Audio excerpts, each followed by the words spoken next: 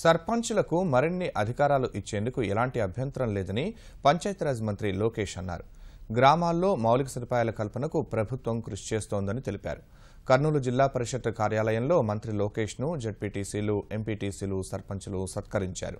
ఈ సందర్భంగా వారి విజ్ఞప్తులకు సానుకూలంగా స్పందించారు. మధ్యప్రదేశ్లో మన భోపాల్లో నేను సెక్రటరీ గారితో మాట్లాడాను. చాలా అద్భుతమైన ఆన్లైన్ సిస్టమ్ పెట్టారు. ఎంత డబ్బులు వస్తున్నాయి, దేనికి ఎంత ఖర్చు పెడుతున్నారు, చాలా ట్రాన్స్పరెంట్ గా పెట్టేశారు.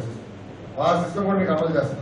పెట్టేసి మీకు అధికారం మీకు ఇస్తాం, ప్రజలు చూస్తారు. ఆన్లైన్ కేవలం సర్పంచ్ తప్పు చేస్తే మటుకు మేము కాపాడలేదు, ఎందుకంటే ప్రజలే కదా.